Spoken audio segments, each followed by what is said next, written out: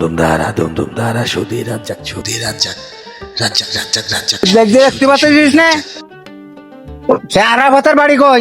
এই তো আরাবাতের বাড়ি। ডাক দে। ও আরাবাত ভাই, আরাবাত ভাই, ও আরাবাত ভাই।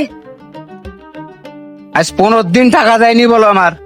এই টাকা কই তালাইতিস বলো? আজ গেটটা হেস্ত নেস্ত হবে। চল। কে আসলো? এ তোমার ডাকছে কিটা দেখো দিন। এ শোনো, ওরা শুনলি বলবা কি যে আরাফাত বাড়ি নেই, ঐতিহাসিক কাজে গেছে, কেন বুঝলে? কারা? আরে যা বলি তুমি তাই করে ব্যস্ত যাও। কি একটা কাজ করে বুঝিনি তো, আমি শুধু জ্বালাই ফেলাই দেয় আমার। দুম দারা সুধী রাজ্জাক সুধী রাজ্জাক এই বাড়ি সুন্দর একটা বউ আছে বুঝিস? আস নাই টাকা দেয়ারই না। হ্যাঁ, হয় টাকা নাই বউ। বুঝতে পারছিস? খাতা বন্ধ কর। এই ডাক দে। এই আরাবাত ভাই। আপনারা কারা নাকি আরাফাতকে ডাকতেছেন? কি হয়েছে বলেন দেখি। এই ও তো প্রিন্সেস ডায়নার মতন দেখতি। টাকার দরকার নেই, ডাক দে, কথা বলি। ও আরাফাতের বউ, এদিকে এসো। কি হয়েছে বলেন দিন দেখি। একটু কোলের কাছে এসো। কি বলেন? বলতিস আরাফাত আমার কাছ থেকে টাকা নিয়েছে 10,000। তাই কি করতে হবে? এই টাকা দিতে হবে।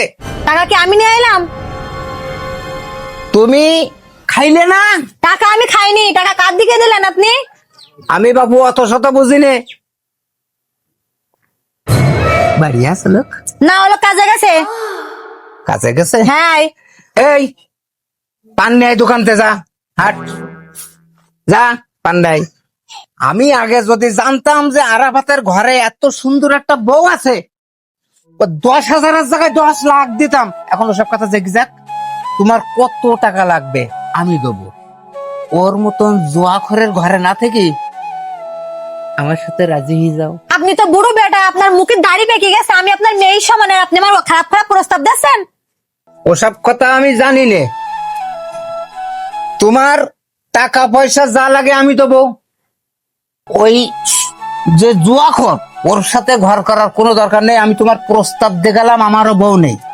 এখন তুমি যদি রাজি থাকো, কাল কি আমায় সিদ্ধান্ত দিয়ে দিও। কাল আমি আবার আসবো পরজনের, তোমার একটু দেখি যাবো। কথা কিন্তু সত্য। আজ পর্যন্ত ওর সাথে বিয়ে করে, ও যে জুয়াখোর, ওর সাথে বিয়ে করে আমি কোনো কিছুই পাইনি। আমার ঠিক মতো 3 বেলা ভাতও দিতে পারে না। আমি আসলে কি করব বুঝতে পারতেছি না। আচ্ছা পরে ভেবে দেখি, আমি এখন যাই। না না না